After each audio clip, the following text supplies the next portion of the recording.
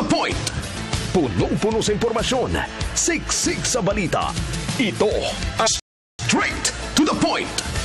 I want to break free. I want to break free. Ano? You pa kayo. Bubonoy mati yung abay hot ano mga impenaho din kasi kung timbari ba tayo wala buha. Road bar mamay atami hapon pago na tatis sapat na pa hirap na to buti tap nang to cover. So ay basa to event gabi masap ang iskay to nga net nga nga malo nang sa pay mga utop mga kasama sa king wala maglit na tangayam kasaya or naman utam ako akbas sa pang aligawan tong si pang mga fellow na sabi ng apo pawa kaya nang ibagi ng balik para para sa mabuna na lusra makaspesyer tutupili harap sa day no nakita ang mo ito no na please ani ang rebing ito sabi pero ang publiko nila ito rispo ng si Obama o ng ating diperbihin kung po nila ang gibravo nyo mabin ang sabi o ililib si akid po kahit ituwing ng ating miyak sa aming iba po sa karagasa nagsawi na itong sa mga nag-asang napas po noon ang bang ng gobyerno ng RRM sa ng sabto sa tigbago dumipa pero gustuan mga natapos po nga nang yuta ababo so yo kin pangawi tanong dyan no punang mili ng dingar anyway ang yung po sa on sa bikin naman commission and ride kaya nag-sunrise kasi rin na market donkey piransan pa at dalawa leader risk sa sinasabi din of engagement ma'am o lang ang sabi pa uy ay makaram pa mga yan tagman ng pinarabakaran sa map nila piranda lawa di ormaut at sis dilun haplon na natandro emission po kung po nila statement iaran naman pwede besan ito itari na wapag mga kam sa matas na nun kanina matanin lead yan at magao ilang tayo sa mga sa yung mga uwi sa dama mga inlapong kasa itong pewang kasa wala o hindi kasa sa usating operasyon ay papulit mga po ng uso gawa sa kanyan at kanap yung paloon sa tawag kay at hintayin nga observe no ikaw threat na yung isip ng nagay please lubalik muna yan tumama daw mga kasating sa yan na riyo na mag-declare taas mo ngayon kayo ninyo ba gino mga kasada mau buo mga sabi pa rin lang manin panam pero subong kulto tawang ta leader te kuno nga tawag of sa mga kaplakihan sa kung hindi de atuon Paglino right the point June and Jet and Fresh that last ipa ang girl high school will away my word will not pass away. Matthew 24:35. Ang mabuting balita ay hatid sa inyo ng MX3. Mag MX3 araw-araw para M-Extraordinary.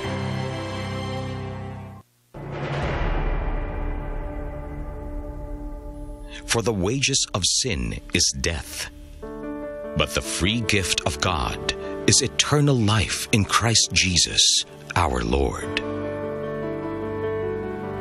Romans 6:23. Ang mabuting balita ay hatid sa inyo ng MX3.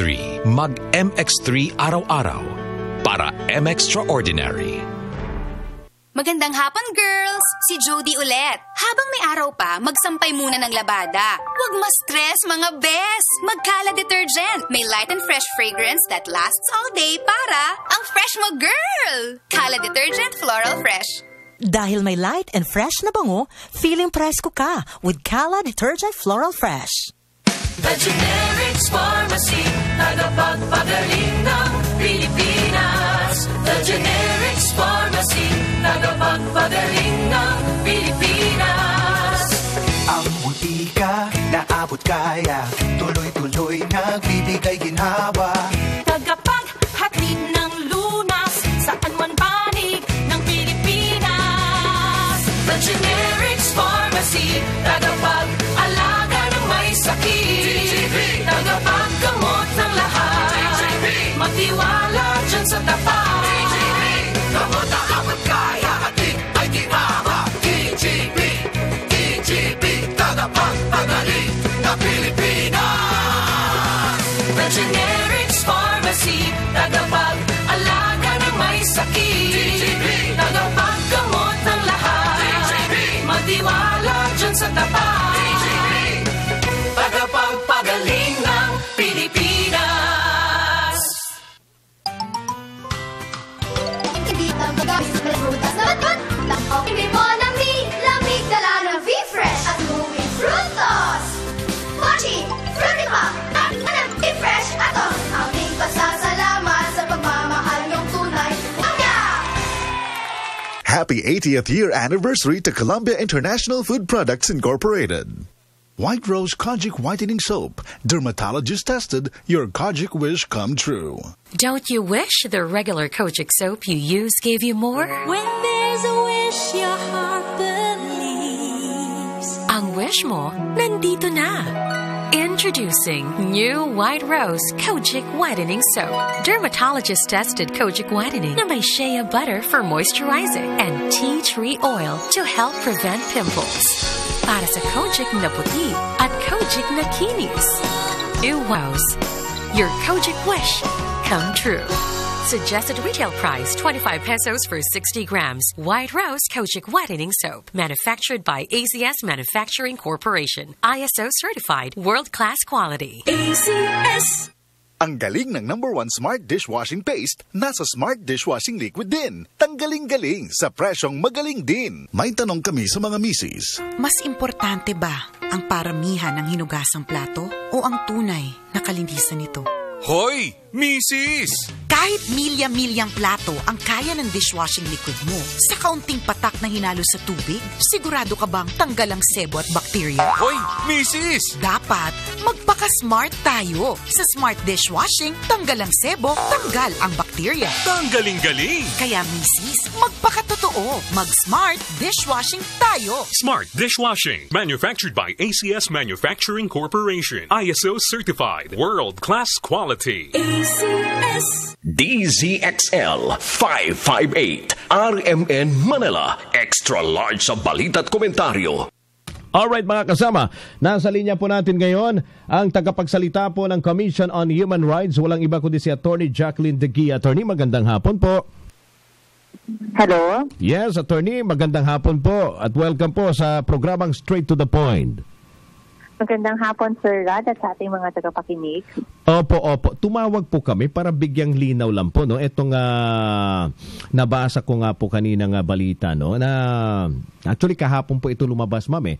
Kaugnay nga rito sa ginagawang operasyon ng ating militar diyan sa Marawi at marami na pong mga miyembro ng terorista ang napatay at isa nga rito yung dalawang mataas na lider, si Omar Mauti at si Isnilon Hapilon.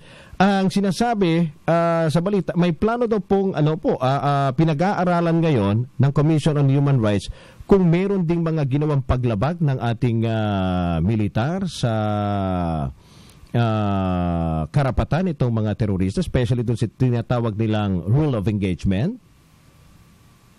Well, gusto lamang po namin linawin Opo. na sa ngayon po ay wala pa po kaming nakikitang violasyon doon po sa nangyaring insidente ng pagkamatay ng mga terorista sa Marawi. Okay.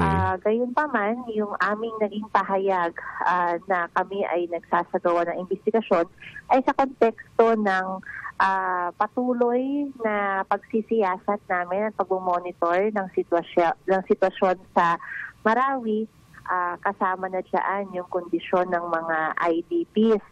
So, hindi nakatuon specifically yung investigation namin doon sa pagkamatay ng mga terorista, kundi doon sa kabuuan ng nangyayari na insidente sa Marawi mula nung nakalipas pang mga ilang buwan. Particular po, ano po yung nais ninyong ibigay sa sitwasyon po? Nung matapos ang deklarasyon ng natanggang mareklamo ang CHR tulad na po yung sinampa ng Integrated Bar of the Philippines at karapatan. So, mandato po namin na siyasatin yung katotohanan ng kanilang mga reklamo. Yan po yung patuloy na ginagawa namin. At saka, syempre po, nakita natin na yung mga nakaraang buwan ay nagdulot ng mahirap na sitwasyon doon sa mga kapatid natin sa Marawi, sa mga evacuation centers, at saka doon sa pag-access nila ng mga social services. So yan yung patuloy natin minonitor.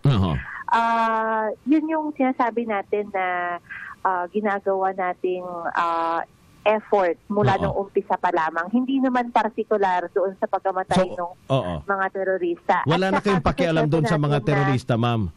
Okay. Ano po? Wala na ho kayong pakialam doon sa mga terorista kung ano may nangyari sa mga ito. Okay, hindi nyo na po ito pakikialaman pa kung paano ginawa ng ating militar kasi karamihan sinasabi tama lang yung nangyari sa kanila eh. Sa ngayon po, wala po kaming nakikitang violation. Base rin po sa aming evaluation. At syempre rin po ay andun na rin po yung ating pag-congratulate doon sa ating mga tropa, yung kasundaluhan natin dahil natapos na po ang kaguluhan sa Marawi at makakapag-umpisa na po ang rehabilitasyon ng Marawi at maaari na pong makabalik yung ating mga IDP sa kanilang mga bahay. Yan po yung dapat natin pagtuunan ng pansin ngayon kung paano po maibabangon syempre yung ating mga kapatid doon. At syempre, malaki rin po yung ating pasasalamat dahil successful po ang rescue nila kay Father Chito. Opo. Pero ano po yung mga posibleng nakikita po ninyong violasyon, no? At paglabag sa karapatan nitong mga IPs, yung mga bakwit? Well, una po yung mismong konsepto ng forced evacuation ay isa pong human rights issue. Hindi naman po necessarily violation. Ano po? Issue lamang siya na malaking concern po para sa Komisyon sa mga Karapatang Pantao dahil malaki po yung epekto nito sa mga buhay ng mga tao. Natitigil po ng matagal na panahon yung kanilang kabuhayan. Nalalagay po sa peligro yung kanilang buhay. Nasisira po yung kanilang mga bahay. Yung edukasyon po ng kanilang mga anak, yung kalusugan, at iba pa pong mga social needs ay syempre nalalagay rin po sa alanganin. So yan po yung mga issue na titignan natin. Pangalawa naman po, tinitignan rin po natin sa kabuuan yung pagpapatupad ng martial law, kung naging maayos po yung pagsasagawa ng mga checkpoints, yung mga pag-aresto, yung mga paggawa ng mga searches, yan din po ay tinitignan natin. At yun po yung mga ilan sa mga issue or concerns na maaari po nating tignan. So, kung meron ho kayong nakita, no, na may ginawa ng paglabag sa karapatan nitong mga bakwit, sino pong kakasuhan po ninyo? Sinong liable rito? Hindi naman po dapat laging resulta to sa kaso. Pero sino pong mananagot po? Sa maraming pagkakataon po, yung ginagawa ng CHR ay maghain ng rekomendasyon para makipag-partner sa mga ahensya ng pamahalaan para po mapabuti yung pagbibigay serbisyo at mabago yung ating mga polisiya. Sa mga pagkakataon naman po na nagkaroon talaga ng katiyakan na meron pong paglabag doon sa karapatang pantao ng isang individual o ng isang grupo at natukoy po natin na meron nga pong pananagutan ang kahit sino man, so pwede po tayong magsampa ng kaukulang kaso sa mga ganong pagkakataon. Pero particular dito sa sitwasyon, sino sa tingin po ninyo ang posible mananagot? Well, alam niyo po, meron po nakabinbin na batas noon sa Kongreso. Yan po yung sinasabi natin IDP law. At kung naipasa po sana iyan sa nakaraang administrasyon, nilalayon po ng IDP bill na iyan na magbigay ng bayad danyos doon po sa mga IDPs na naapektuhan ng either kalamidad o ng armed conflict. So, meron din po tayo sinasabing international humanitarian law kapag nagkaroon po ng outright violation ng IHL dahil po nalagay sa peligro yung mga civilian populace o yung mga institusyon, ay maaari rin po silang makahan violation of IHL. And yung IHL at non-state actors. In of, di ba, nang nasabing batas. So, pwede ba ano na, po yun? hindi sinasabi tayong bas na international law, pero yung, Ito pong international humanitarian law ay hindi lamang po isang batas na pangdaigdigan. Kaya lang meron na rin po tayong lokal na version yan. Meron po tayo yung IHL law dito po sa ating bansa mismo na isa pong local domestic law na sinasalin po na yung IHL law. And this is binding not only to state actors such as the Armed Forces of the Philippines, kaya lang rin po sa armed group. Pero opo ma'am, Ma'am Jacqueline, di po ba eto, pasensya po sa tanong ko, no? Sa ganitong pagkakataon, lahat po ay gustong maibalik na sa normal na sitwasyon. Although, alam naman natin, matatagalan pa yan bago mangyari yung pagbabalik sa normal na buhay ng ating mga kababayan dyan sa Marawi after nitong gulo. Opo. Pero hindi ba sa ganitong mga panahon, pagkakataon, tulong-tulong ho tayo para makabawi o makabangon, 'di ba? Etong Marawi. Mayroon pa ba tayo mga panahon para maghanap ng ano bang term na po pwede nating gamitin diyan? Para hanapin kung sino yung mga may ginawang may mga. Well, napaka-importante po sa panahon ngayon, lalo na't deliberate na po ang Marawi, na forward-looking po tayo at tingnan po natin primarily yung sitwasyon ng ating mga kababayan dyan, kung paano po sila maibabalik sa kanilang mga bahay, paano po marireconstruct ang Marawi, kung paano po mapa-fast track yung partnership ng LGU and national government agencies to improve yung conditions po nila. Kasi po, as we understand, maraming mga bahay ay nagkaroon ng massive damage due to the airstrikes. So, pangunahing concern po nila ay yung kanilang shelters at siyempre yung kanilang mga kabuhayan. So, isa po yan sa mga dapat natin pagtuunan ng pansin. Opo. So, hindi siguro muna, no, ma'am? Alam naman namin, isa po yan sa mga po ninyo, mandate, no? Para tingnan din yung mga karapatan itong mga sibilyan. Especially pag mayroong mga umabuso from the government, di po ba? Yan ang mandato. Yan ang mandato ng Commission on Human Rights. Tunggalian, napaka-importante po na protektahan ang karapatan ng ating mga sibilyan. Sila po yung ating binibigyan ng primary protection. And ang CSR naman po ay laging nakabukas para po sumuporta sa gobyerno para po muli nating maibalik ang Marawi at manumbalik po yung pagtugon sa mga pangangailangan ng mga tao doon. Pero ma'am, dito sa pagsasailalim nga ng martial law, yung buong rehiyon ng Mindanao, may mga natanggap ho ba kayong mga reklamo ng paglabag po sa kanilang karapatan mula from the civilians o na galing po sa kung sino man, sa pulis, sa militar o sino man involved doon? Meron po kaming mga natanggap na alegasyon. Alegasyon lang. Ito pa po ay bine-verify namin at patuloy po na iniimbestigahan. Wala pa ng pong konklusyon sa ngayon, kaya lang po namin, bahagi po ng mandato namin ay siyasatin yung mga paglabag po yun. Na alegasyon na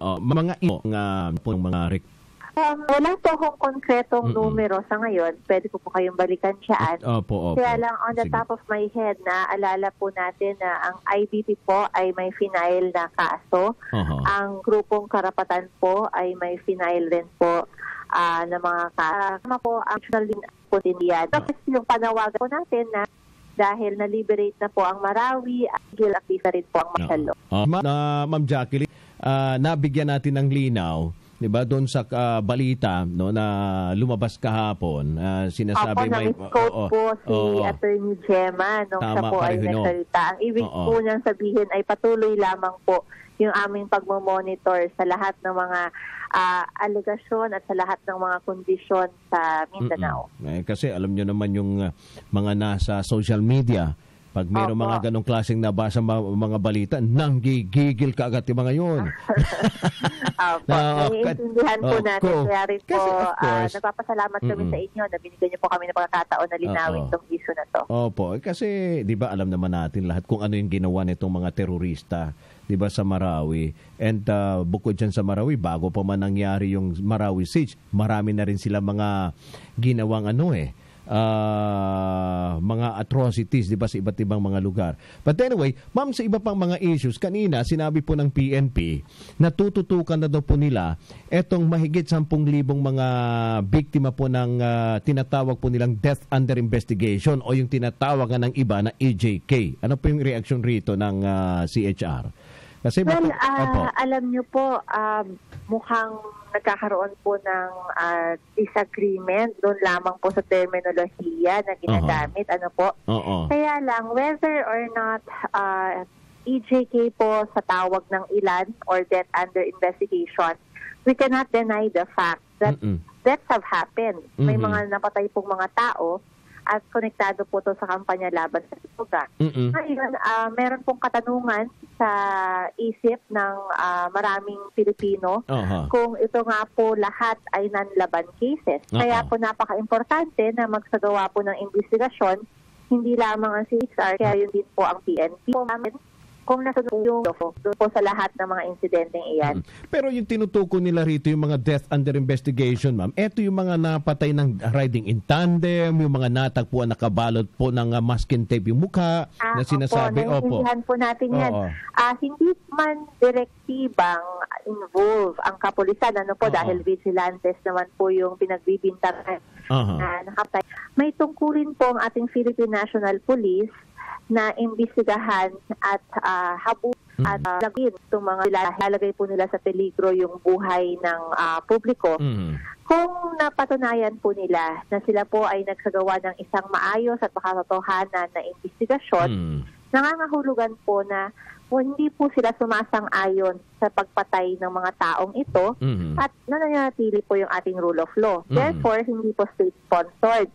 Kaya lang, kapag lumalabas po na hindi po nila iniimbestigahan at wala pong napapanagot, nakakaroon po ng konklusyon na ito po ay may tolerance or acquiescence or pagsang-ayon ng pamahalaan, therefore state-sponsored. Kaya po napakahalaga na makipagtulungan ang Philippine National Police sa CHR para ma-demonstrate po nila na sila po ay bukas na mag-imbestiga sa mga kasong ito dahil hindi po to state-sponsored. Kung hindi po sila nagko-cooperate, nakakasama po ito sa kanilang imahe at sa estado. Anong klaseng kooperasyon po ang inaasahan po ninyo? Ano po? Anong klaseng kooperasyon ang inaasahan po ninyo doon sa sinasabi po yung investigation ng CHR? Nagkaroon po ng meeting ang CHR at PNP noong nakaraang buwan. At isa po sa mga hiningi namin ay magkaroon po ng access sa mga reports. Dahil po pag nakita natin base sa mga reports na makatotohanan po yung investigasyon nila, malaking tulong po ito para sa imahe ng mga kapulisan. Hinihingi rin po sana namin na magkaroon po ng joint task force or mekanismo para po ma-audit at ma-inventory lahat ng HJK cases. At pangatlo, hiningi po sana namin na magkaroon ng regular or periodic na meetings ang CHR at PNP. At ito po sana ay mahalaga na matugunan ng kapulisan natin para po magkaroon ng transparency and openness dito po sa usaping ito. Pero Attorney Jacqueline, kayo ho ba sa CHR, nagsagawa din ho ba kayo ng sarili po na yung investigasyon dito po sa sa kaso ng tinatawag ng ating kapulisan death under investigation? Pero yung term na ginagamit po ng ilan dyan EJK Yes, sir. So, nagsasagawa po kami ng investigation doon sa lahat ng mga insidente ng pagkamatay, whether as a result of police operations or vigilante killing. In fact, So ano ho yung lumalabas? Kung natin yung datos natin ngayon, almost 50-50 po yung mga kaso na hinahawakan namin kung whether involving police or whether involving vigilante killings. And 90% po nito ay motu proprio or ibig sabihin on our own initiative. So wala pong pag-iiba yung ginagawa ng CHR. Basta po may uhat na panyalaban sa tungkol po na po yung tuhan na likod ng mga ito. Pero may initial na ho ba kayong resulta doon sa ginagawa po ninyong investigasyon dito sa issue po ng EJK? Apo, case-to-case basis pa lamang po yung ginagawa naming investigation. Wala pa pong general na pag-analyze dun sa kabuuan ng lahat ng mga kaso. So meron na pong mga ilan na mga naisampa na sa tamang mga ahensya at meron na rin po tayong sa pagkakaalam natin may mga kulang sa 5 or less na mga cases po na naisampa na rin po sa korte. Kaya lang sabi nga po natin, whether gamitin po natin yung statistics ng kapulisan or ng media, masyado pa rin pong mababa yung mga taong napapanagot. At hindi po maganda ito vis-a-vis dun sa ating climate of impunity. Pero yung sabi po ninyong naisampa na, no?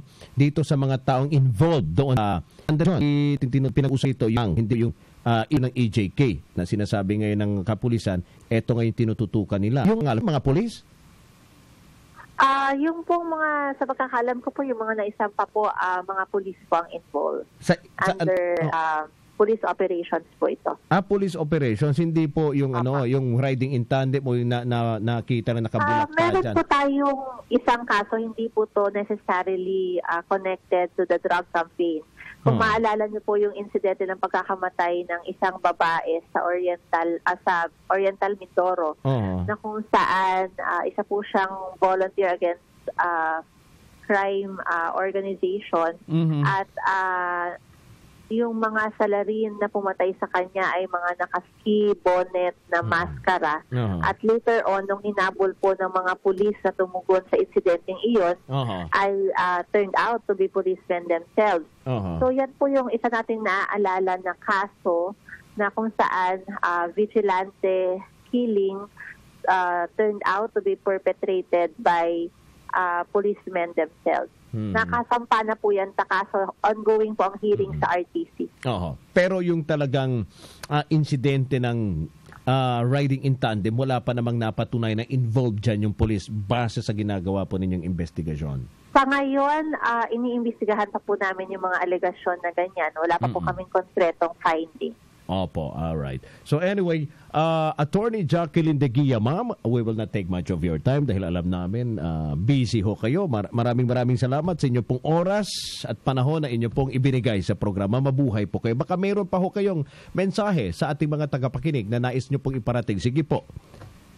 Well, unang-una po, nagpapasalamat po kami sa inyo dahil po sa pagkakataon na binigay niyo sa amin para linawin po yung issue patungkol sa Marawi at yung sa martial law sa tayo na liberated na po ang Marawi. Inaasahan po natin na susunod na rin po itong martial law. Magkaroon isang yosigari na plano para po ibangon ang Marawi. Hindi po tayo nung ipatupad ng wala pong buhay na nasasawi tulad na rin po ng pinakita ng PNP Region 4B nung sila po ay nagsagawa ng one-time, big-time operation.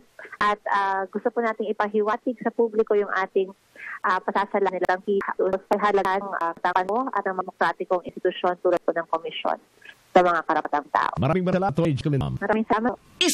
Isang sagot! Straight to the point! Yon mga kasama, ang tagapagsalita po ng Commission on Human Rights, si Attorney Jacqueline De Guia. At least, malinaw yon. Kasi kahapon, nanggigigil ang mga netizen nung nakita nila yung sinabi mga kasama, yung mismong legal counsel ng Commission on Human Rights na pag-aaralan daw po nila para investigahan kung mayroon bang ginawang paglabag daw mga kasama ang militar dito nga sa ginawa po nilang operasyon at napatay yung dalawang mataas na lider ng Maute. Sino ba naman ang hindi manggigigil dyan pa rin, Kiko? Iimbestigahan nyo pa yung militar kung nasunod yung tinatawag na rules of engagement? Mga terorista mga yun. Pero sabi nga ni Ma'am Jacqueline, na miscode. Opo, hindi daw po bihin. Kaya tama lang, bigyan niyo po ng paglilinaw dyan dahil mamaya kung ano-ano na namang matatanggap po ninyo mga batikos mula po sa taumbayan.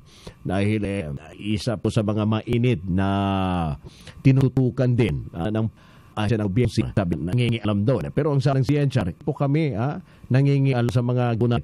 Yung aming trabaho, yung binima sa amin mga kasama, ng saligang batas. Opo. Na probabilan. Sila ay sumundo po ng maliwanag na ginawang Attorney Jacqueline na Commission on Human Rights. Dito po, sa ginawa ng ating militar para maibalik mga kasama sa mga taga-Marawi yung kanilang mahal na siyudad, yung kanilang mahal na lugar na Marawi mga kasama.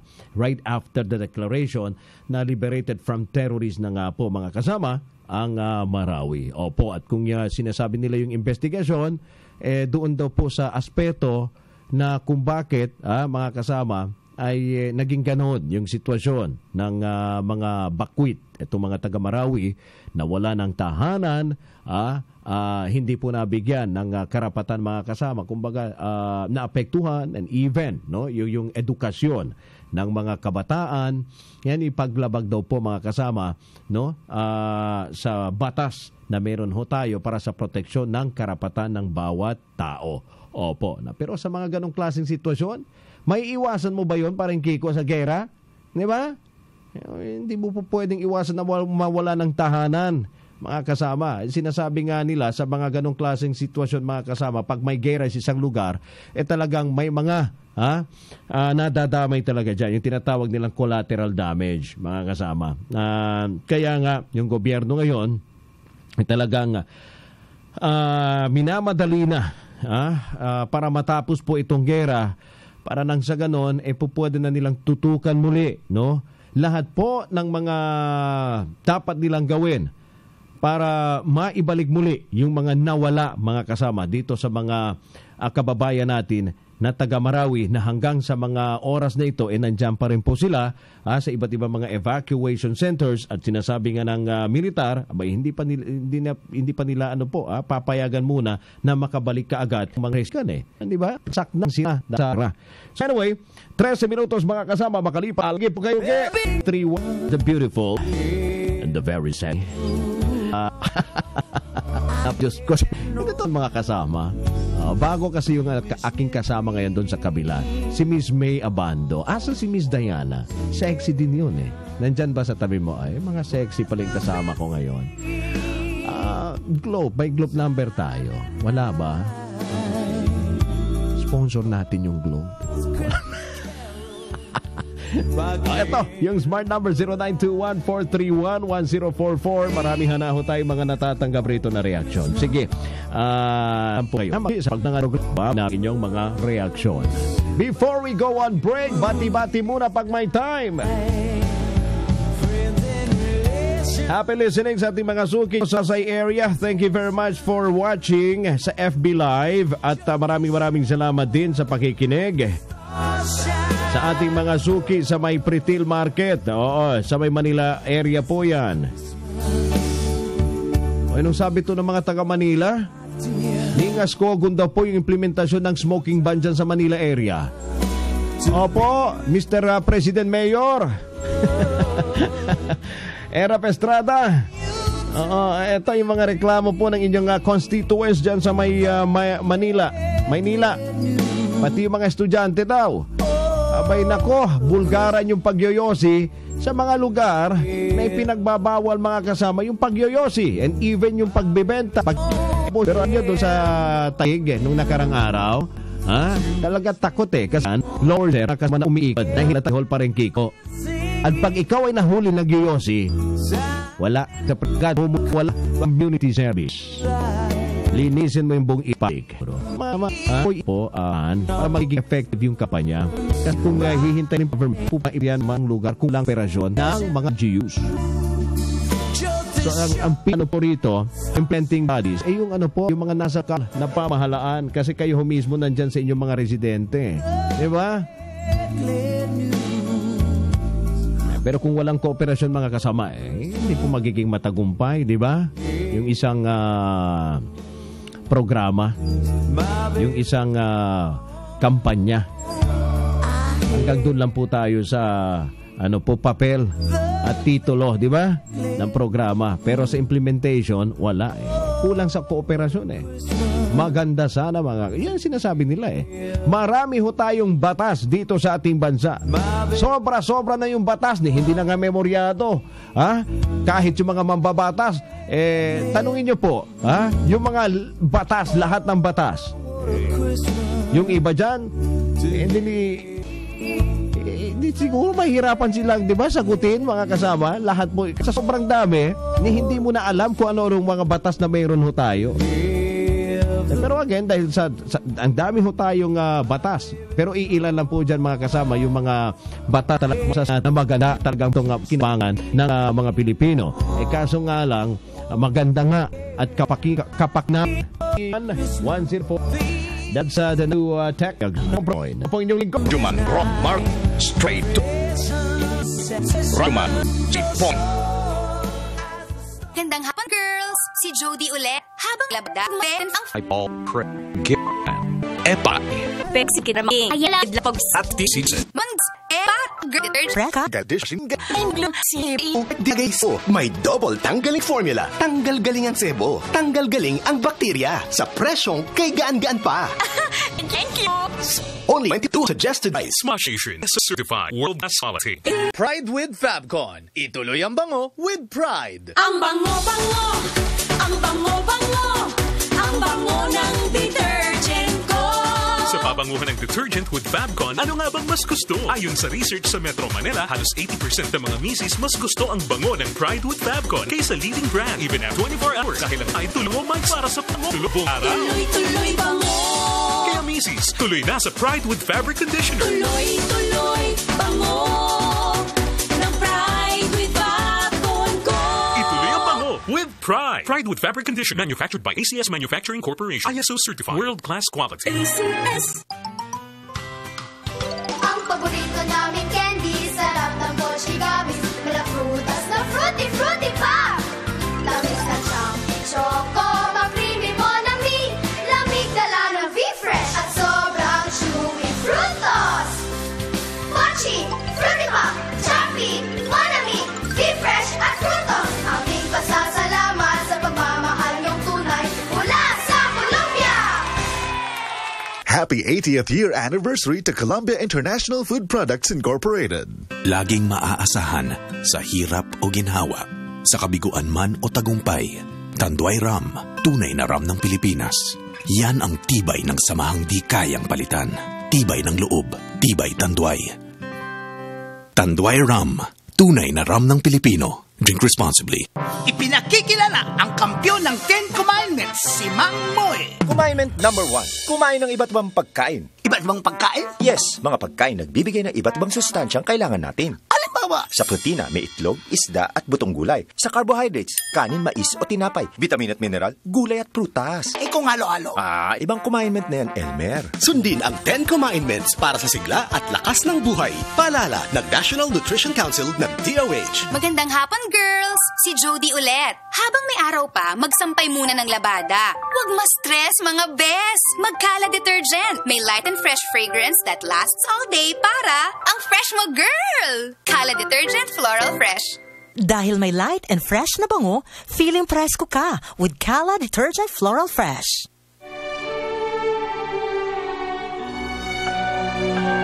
For God so loved the world that He gave His only begotten Son, that whoever believes in Him shall not perish, but have everlasting life. John 3:16.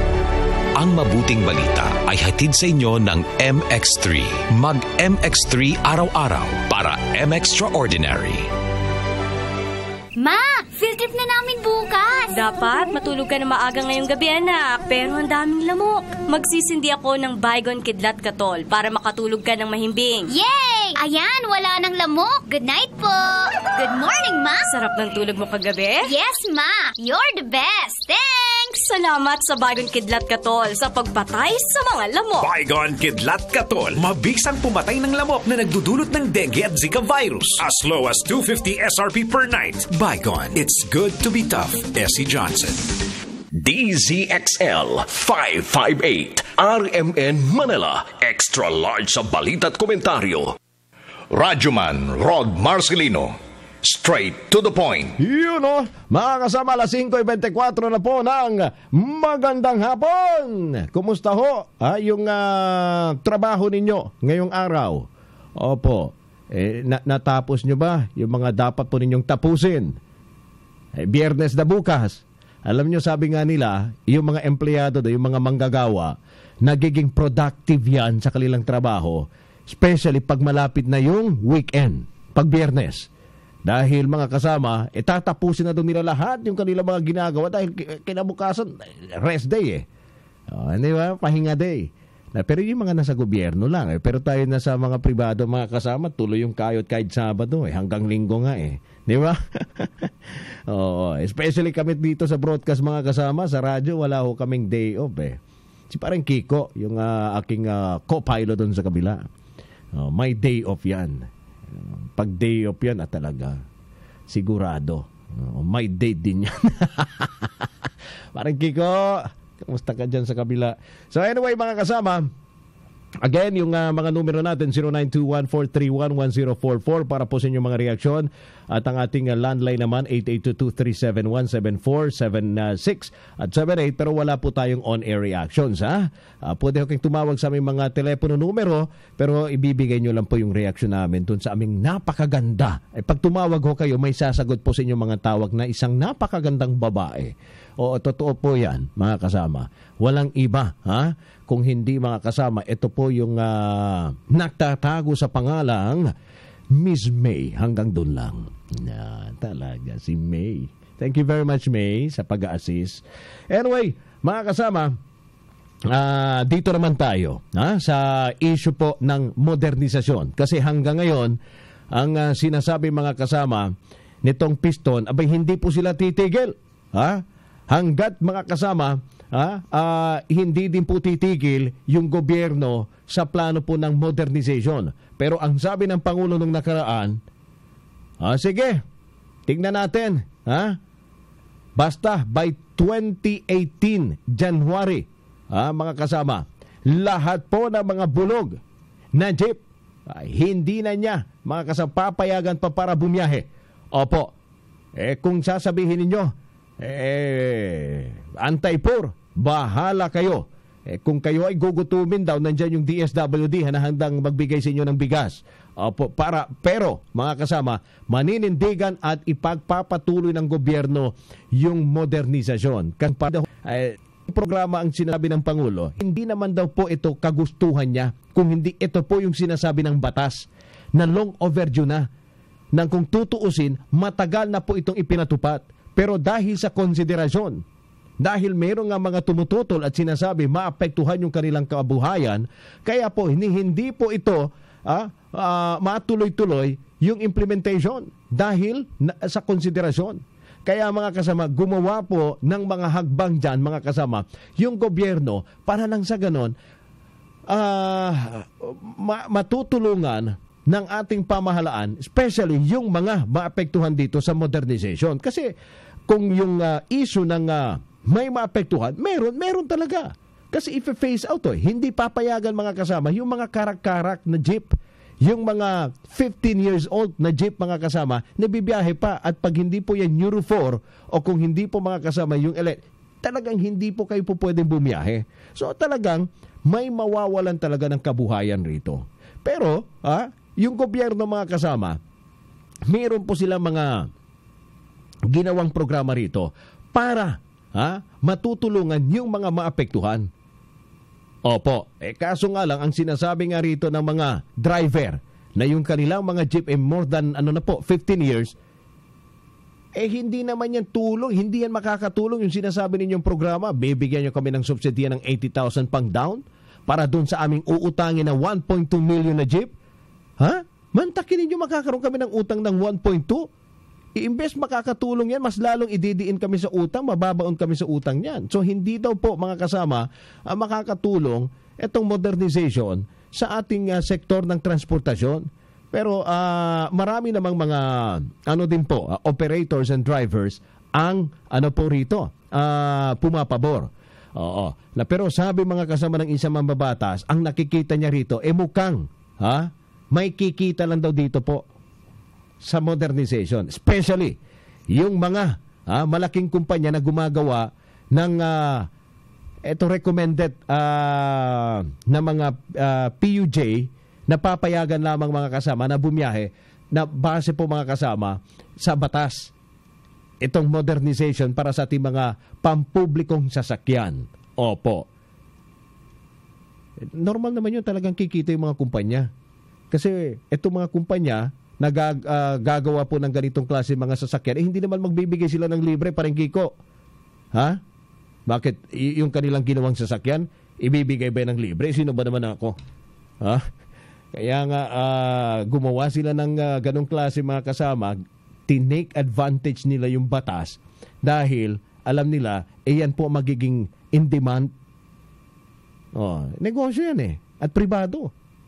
Pero ang tanong dyan mga kasama, dapat nating tingnan, no? Kung yung presyo ba ay tama, di ba? At mga kasama, sino po ang bibili nito? At kung magkano? At kung wala pong magkokomisyon? Opo. Kasi kung yan ay sinasabi ng gobyerno, no? Meron silang programa na itong mga Euro 4, mga e-jeep, mga solar jeep ay ibibigay po nila ito para sa mga drivers, at yung mga drivers naman ay magkakaroon na po ngayon ng oportunidad to own, no, ng sarili po nilang jeep. Opo. So ibig sabihin mga kasama, ang mangyayari diyan, from loan to bangko, diretso po mga kasama, yung bangkong ibibigay sa driver. Kung dadaan po yan sa kung kani-kanino pa, yan medyo na po, questionable. At yung original price, ipapatong pa yan mga kasama ng malaki, ang po dyan, porsyento sa pagpapautang dito sa mga operators. Ibang usapan na po yan, di ba? Kasi mga kasama, ang inaasahan po natin, pag sinabing tulong mula sa gobyerno, serbisyo pong binibigay dyan. Oo. Pero doon sa issue na kikita yung mga kumpanya, depende po yan Kasi wala namang kumpanya mga kasama ang magbibigay ng libre. Except doon sa sinasabi ni Calando. May kumpanya na willing magbigay ng libre sa kanilang Egypt. Opo. Pero mga kasama, hindi po ito igagarahe sa inyong bahay. Kung hindi igagarahe pa rin ito doon sa kumpanya, so hindi pa rin yun sa inyo. Libre nga. Pero mga kasama, ang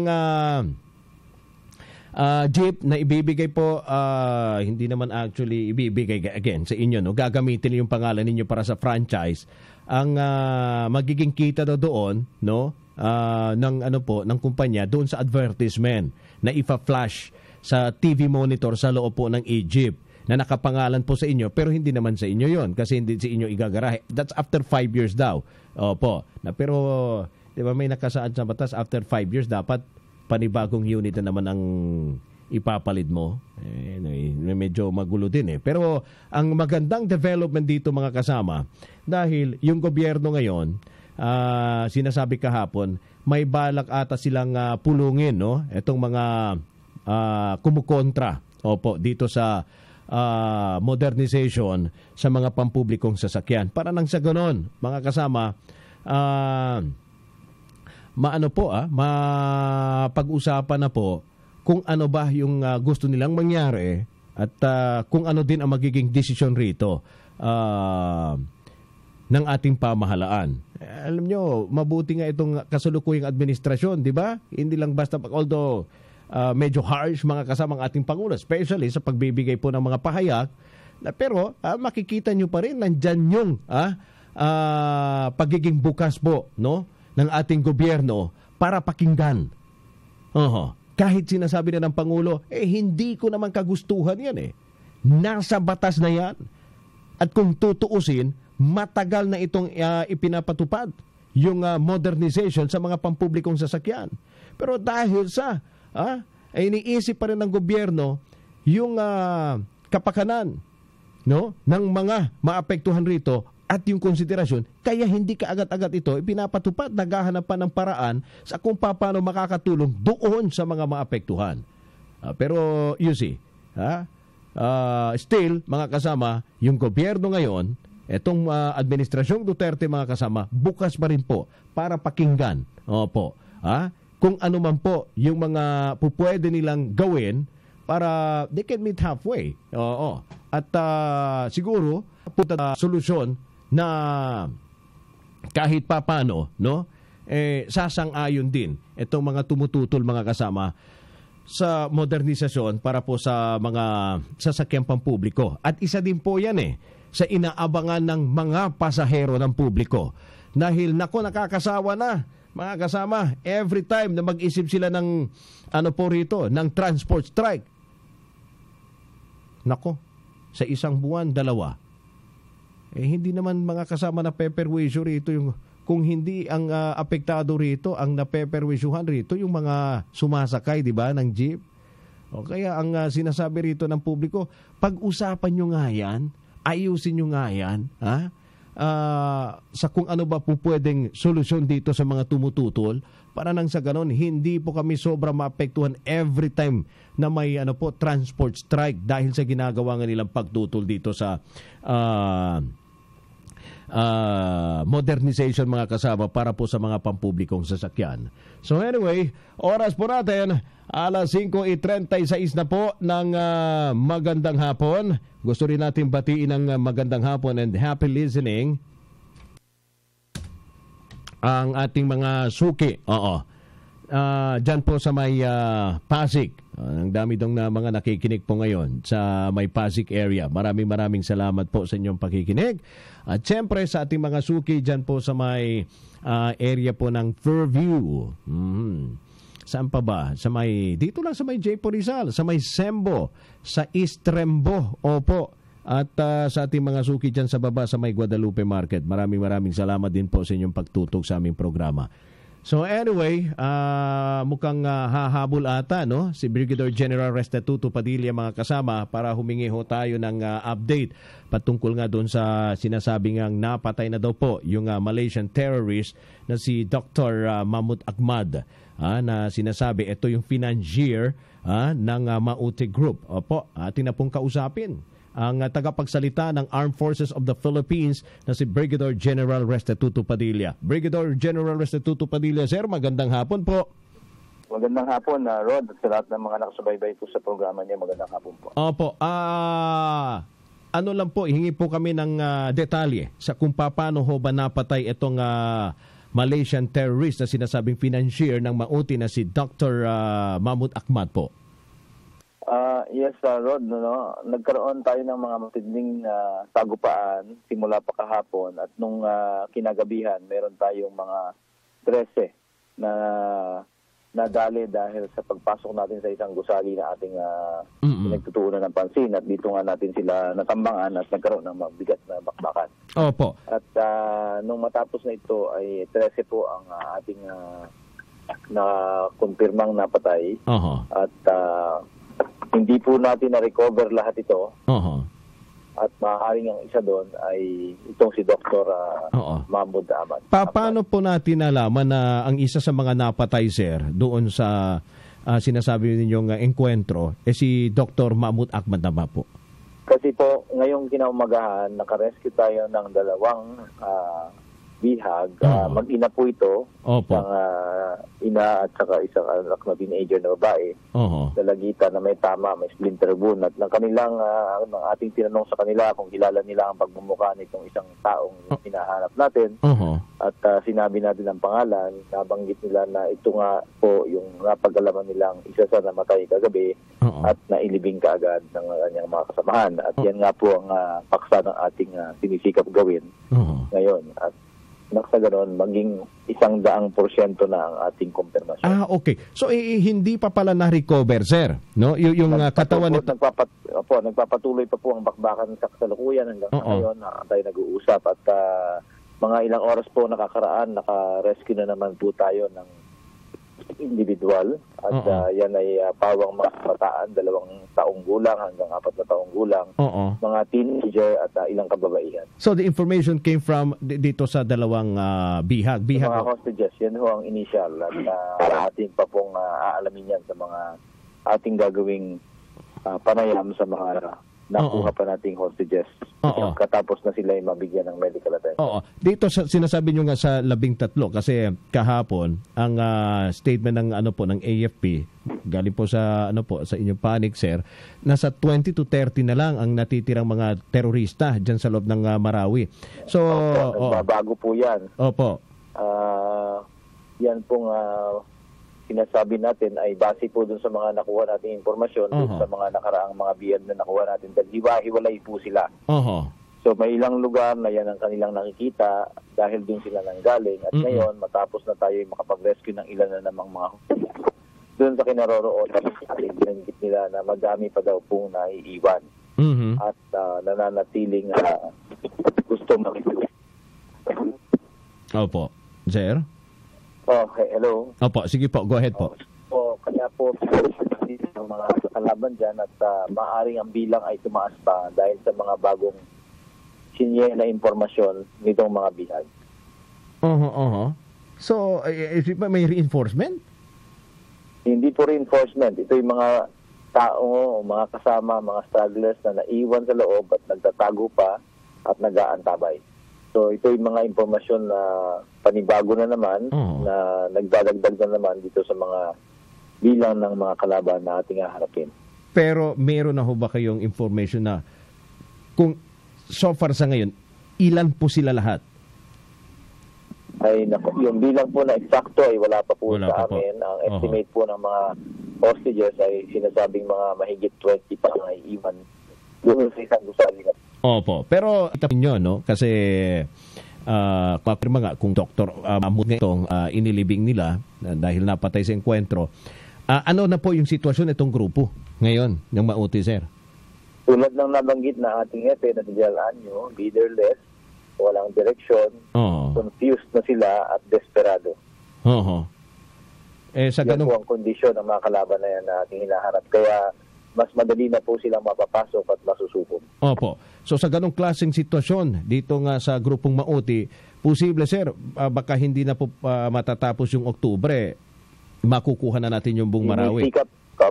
Tinisikap natin matapos na to. Kung kaya nga ngayong araw at hanggang mamayang gabi, matatapos na natin. At hindi kami lulubay na laging tuloy-tuloy ito dahil gusto rin natin namang isara na itong chapter na ito sa ating history. Pero sa panig po ng ating AFP, nadadagdagan ba yung reinforcement, sir? O medyo nabawasan na kasi konti na lang itong mga natitirang mga terorista? Ang lugar na kinaroroonan ng kalaban ay hindi nila malilitan. Pantay sarado tayo sa lahat ng mga lugar na pwede nilang tahanan at labasan. Ganun din ang galing sa labas. Walang pwedeng pumasok, walang pwedeng Opo. Sir, kindly confirm this information. May 10 hinihilalang miyembro daw po ng Mauti ang sumuko po sa militar? Opo. General? Wala pa po. Oo. Yung sa rescue na ngayong hapon. Wala pa ho kayong ganong klaseng informasyon, sir? Okay. Opo. Sige, sir. Maraming salamat po sa inyong oras at panahon. Mabuhay po kayo. Mabuhay po ang AFP. Maraming salamat, Rod, sa pagkakataon at mabuhay din po kayo. Magandang hapon po. Magandang hapon din po. Opo. Anyway, mga kasama, si Brigadier General Restituto Padilla ang tagapagsalita ng AFP. Doon sa impormasyon may na ibinigay mo, no, kung may 10, wala pa daw silang confirmation din dyan sa nasabing report. Pero hindi pa pala nila na-recover yung bangkay nitong si Dr. Mahmoud Ahmad. Kasi ang nagbigay lang po sa kanila pala ng balita dun sa 2 bihag na mag-ina na may tama. Opo. At sinasabi nga nila, ang nakita nila isa sa mga napatay, si Dr. Mahmoud, at ito ay agad inilibing. So, hindi pa rin 100% na kinukumpirma po ng AFP. Opo, na ang isa sa mga napatay dun sa 13 si Dr. Mamo dahil even yung mga katawan nitong 13 na sinasabi ng ating mga kasama na napatay dun sa enkwentro, nandun pa rin, no? Sa area kung saan nagtatago po itong mga rebellion po ng putukan. So anyway, pero ano naman po, umaasa yung AFP sa lalong madaling panahon dahil unti-unti na po nilang nasasakop yung lugar na kung saan nagtatago itong mga grupo. So sana, no, gaya ng nung inaasahan ng AFP natin, makasama sa lalong madaling panahon, matatapos na po itong gulo diyan sa May Marawi. So anyway, mga kasama, 5:45 ng magandang hapon, Antabayanan. Nandyan ba si Parang Deo? Ayun, nandiyan na si Parang Deo. Sige, pasok natin. Mga kasama, kasi yung ating Pangulo po nagsasalita ngayon sa mga oras na ito. Okay, Parang Deo, kahit Deo. Yes, Radyo Rod, pakinggan natin si Pangulo Rodrigo Duterte sa high-level forum sa ASEAN 50 dito sa Pasay City. May I just set it aside for a moment, but I will read it to do justice to the guy who wrote it. First and foremost is really the challenges of the moment. One is the not so much active and cooperation between the ASEAN and the matters of trade. We have two more, and there will be a lot of talks about this in the days to come, and I will challenge ASEAN in a meeting, in a coming meeting in November.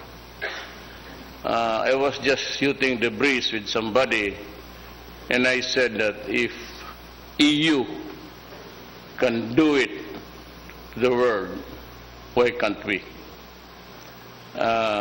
They have the problems about the mass migration, and we have a problem here of terrorism, which abounds in many ASEAN countries, and of course the drug situation. But more than that, or hand in hand with the solutions that are offered our way, we would like to see an ASEAN that is vibrant in our trade relations with each other, and somehow copy.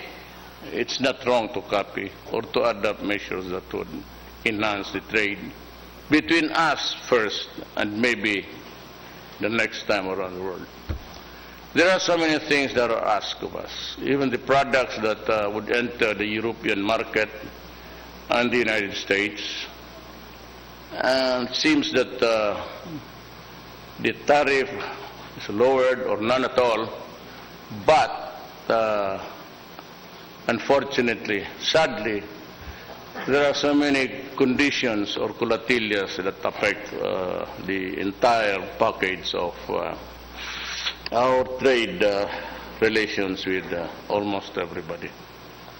I dream of a time when we can treat the other countries or the cartel of other nations equally on our own terms also. I hope that ASEAN will grow strong and solve the problems of the serious problems confronting us. The South China Sea is one, but we are not in a hurry. And as a matter of fact, what we did was really the correct step, and was to avoid confrontational talks with almost all of the parties concerned. Limited the person, many tips, as claimed in our good on its decision. We need to work high tension existing itself. We saw this thing that must be immediately solved is really the problem of the Molucca Strait. right from the west point coming in from the Indian Ocean, the ships have the choice of going up north around the Philippines between Thailand and the provinces up there, or go down to the Moluccas.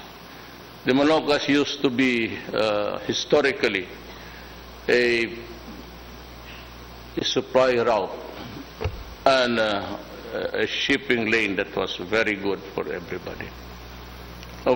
And we see a lot of hijackings and killing of people and for capturing hostages for ransom. These are the things that I think closest to Indonesia, Malaysia, and the Philippines. Somehow, I would say that something has a drastic, this drastic action for a very dangerous situation. Otherwise, that part of the sea lane of trade between Australia going up north and Malaysia itself, Indonesia and the Philippines will continue to suffer the degradations of our trade and even the human being itself.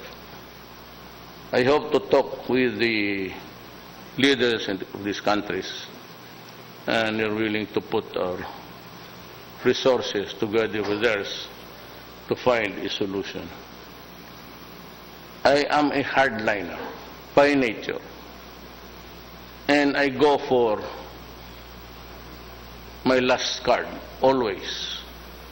Whenever I try to solve a problem which I, in my own assessment and evaluation, is serious enough, I tend to deal with my last card. That has been my character. And if I get to talk to the leaders, there is one thing I can just offer. Blast them out of the seas to keep our shipping lanes open and safe. They have committed enough piracy there, enough money collected from ransoms, needlessly killing people, decapitating them in front of cameras. I think that has to stop. I just finished the war in Malaysia, and then perhaps I can refocus the entire armed forces to deal with this problem once and for all. Otherwise, we might just as well forget our sovereignty and pretend to be a nation by itself.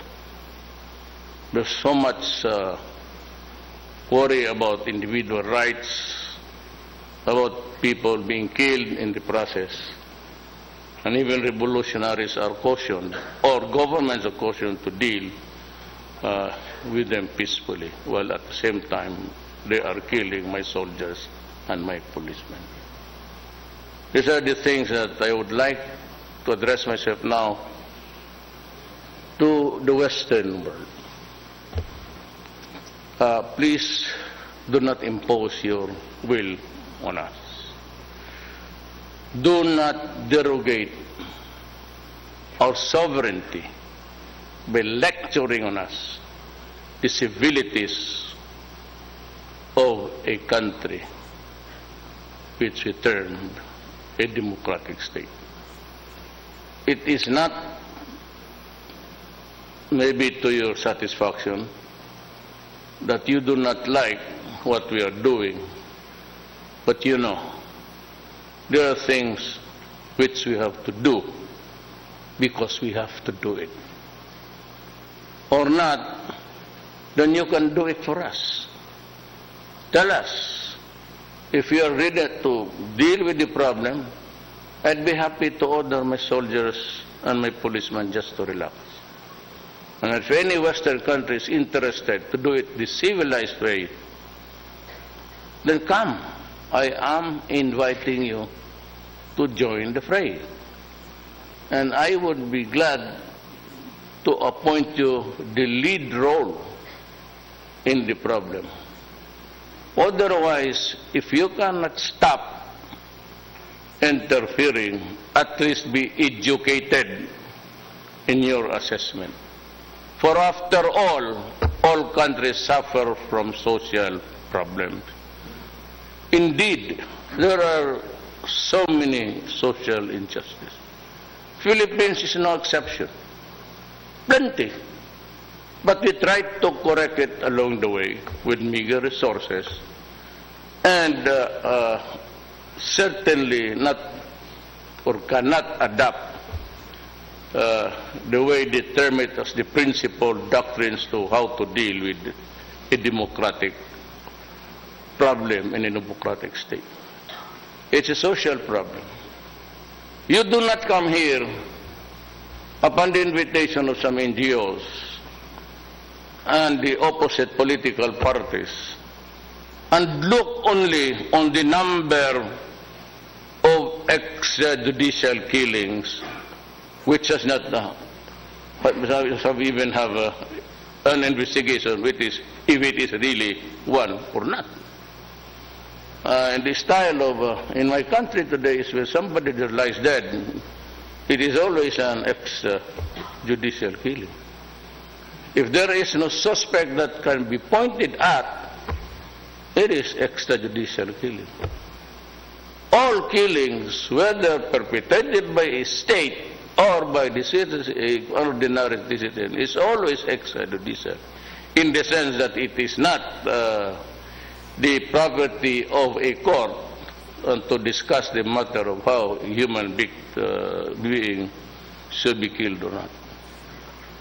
That's not the point. The point is look at the social problem. For example,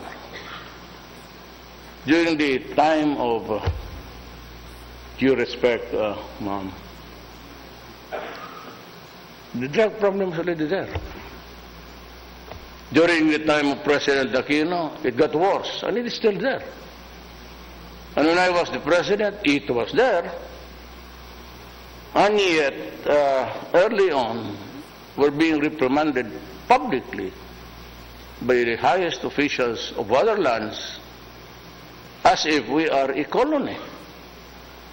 You know, guys, we have the United Nations.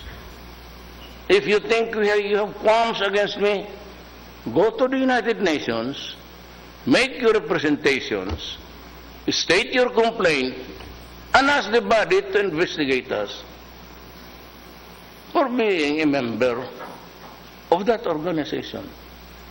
If you begin to impose your values on me, and you try to correct things not our way, and it is not really applicable, then we have a problem here. And other people pretending to represent the sentiments of a certain region, a certain organization, which are taken at face value as the truth. Because they only consider how many were killed. But the question is, why were they killed? Why are there victims? So what's the reason for killing them? You know, when you are a policeman and you are called suddenly for assistance, and you see somebody's brother wounded and dying, so you're interested to get the dying declaration. Because a person is about to die, they say, tells the truth. And when they say that, you do not ask what weapon was used, what method, what doctrine of republicanism ideology do you follow. You all just say, who killed you? Never mind about what kind of weapon. You know that when you see a stab wound, a slash, or a single bullet in the head. So when you come here, do not just say that you count the number of allegedly unlawful killing extrajudicial. If you really want to help, find out why they were killed. So if there is shortage of investigation, follow-ups and all, then you help us, then try to correct us if there is really a correction that is needed. That is what I meant. Now they say that I have a bad mouth, a foul mouth. Correct. I do it purposely. I am not the type that will just blurt out epithets, curses, and to use the slang street language. I do it for their sheer ignorance. When you say, Philippines, you do this, otherwise, you might lose your membership in the UN. And to think they're just the NGOs. But we never heard any official disclaimer of their allegations that they represent the feelings of the European Union or the people of Europe. And it becomes a problem. You fall short of... no, you cannot expel a member of the UN by just a single statement. That is an insult to a country. And when you say that you want to expel me, that is a very serious matter and would reach eventually in the Security Council of the UN. It will be there put on the table and they will discuss. And one vote of the permanent member says it is not good, then there is no expulsion. Do you really think that Russia and China would go for it? Expel the Philippines? One vote from either of the permanent members would goes kaput. And that is why I am very thankful for this opportunity. I do not want to lecture on you. I do not deliver speeches as a matter of practice because I am not up to it. But I usually talk to my audience or just discuss what I would like to convey to you. That is my style. I do not go around and say, it's time that the Philippines is going to rise from the ashes of poverty and we will. I have not been trained to do it that way. I'm just trained to just talk, pour your hearts out, convey your message, and watch your mouth. With you in front of me, I would be the most courteous, ever the most condescending president in front of you. But I also appreciate the time that you gave me so that you'll understand that the problem is serious and we're trying to solve it our way. Now, officially, I have pulled out the military, the armed forces, and the police out of the picture. I just gave this thing about drugs to the Philippine Drug Enforcement Agency. Whether they can cope up or not. Maybe I can explain it to you in a longer, but we have the time constraint. It's almost dinner time. I know you haven't had even your merienda yet. So I said, may I be allowed just to read my speech? It will take about just 2 minutes. I wish to thank the organizers for this high-level forum on ASEAN at 50 for inviting me on this meaningful gathering.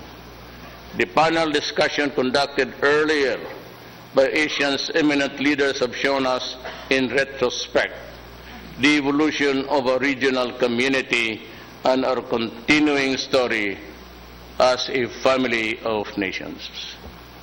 Indeed, there are substantial contributions to the development of the respective nations, and the growth of the ASEAN community will steer us towards the realization of a common vision and the identity of our region. The Philippines' chairmanship of ASEAN in 2017 coincides with the 50th anniversary. As a founding member of ASEAN, it is an honor for our country to lead our community as we chart our course towards the future. The ASEAN story is a remarkable account of determination, vision, unity, and cooperation. It was born in 1967 during one of the most turbulent and challenging periods in the region's history.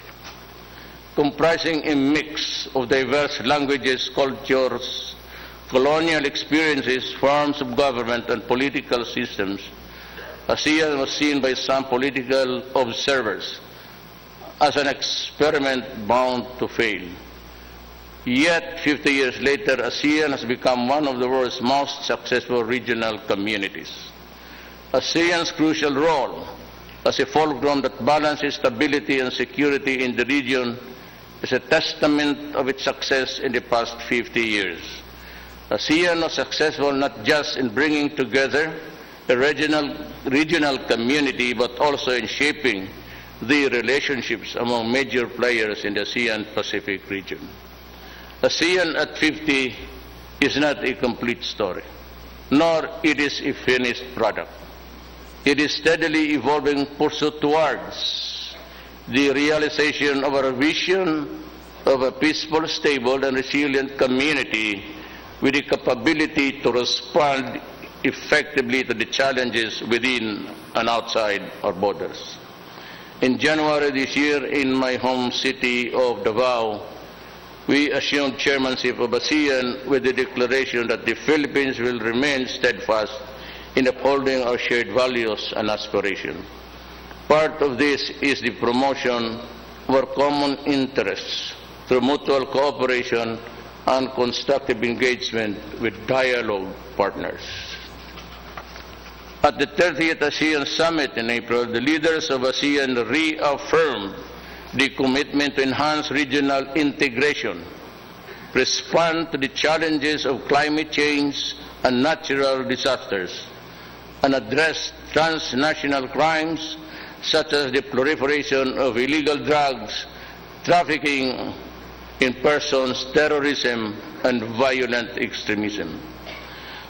We continue to address non-traditional security concerns to Asian-led mechanisms such as the ASEAN Regional Forum, the East Asia Summit, the Asian Defense Ministers Meeting Plus, and active engagement with our dialogue partners. The recent developments in the Korean Peninsula have tested ASEAN's resolve to keep the peace and ensure the security of our region. That is why we remain committed in working closely with our international partners in maintaining stability in the Korean Peninsula. On the economic front, we continue to work towards bigger, more open and rules-based market where businesses, especially micro, small, and medium enterprise, can thrive. We also launched the first roll-on, roll-off or short sea route which connects the Davao and General Santos ports in Mindanao to Bitong Port in North Sulawesi. It is clear a manifestation of our commitment to stimulate trade, tourism, and other areas of development among our ASEAN member states. When the leaders of ASEAN and its dialogue partners meet in November on the 31st June Asian Summit, we intend to reaffirm our commitment to maintaining regional peace and stability, pursuing maritime security and cooperation, advancing inclusive innovations-led growth, strengthening the region's resiliency, and promoting ASEAN as a global player of a model of regionalism. We would like to see substantial progress in negotiation of the Regional Comprehensive Economic Partnership. As the Philippines completes its duty as chair of ASEAN by the end of the year, We remain optimistic that the priorities we have set will not cease as we pass on the chairmanship to our successor. It is our shared hope and our gains will become part of our continuing commitment to ASEAN and the principle for which it stands for. I therefore call on our fellow ASEAN leaders to empower our peoples by making them understand the importance of ASEAN in their lives. Its past gains have directly contributed to the well-being and how the realization of goals will make their lives better. Together, let us cultivate our people's a sense of ownership, for them to own the ASEAN story as their story, and to see ASEAN's future as their own. Thank you. Hinahamon niya, challenge the leaders of the ASEAN in November. Gusto ng ASEAN na magkaroon ng isang vibrant o isang masigla na trade relations sa isa't isa sa yung 10 membro at umaasa na magiging assertive ang ASEAN sa kanilang mga terms sa trade sa ibang bansa sa labas ng rehiyon. Dapat anya ay magkaroon din ng sharing of resources para sa mas magandang regional connectivity. Umaasa naman si Pangulong Duterte na magkakaroon pa ng mga susunod na pag-uusap sa pagitan ng ASEAN member countries para maging malinaw at mailatag ang mga dapat na gawing hakbang para magkaroon ng mas magandang trade relations. Yung sinabi din ni Pangulong Duterte na dapat bantayan ng ASEAN member countries ang malakas trade dahil concern ni Pangulong Duterte dito ay kailangan itong bantayan dahil ito ay dinadaanan ng mga consumer ship o shipping line. Ito kasi ang shipping lanes kaya kailangan bantayan laban sa mga pirata o pirate.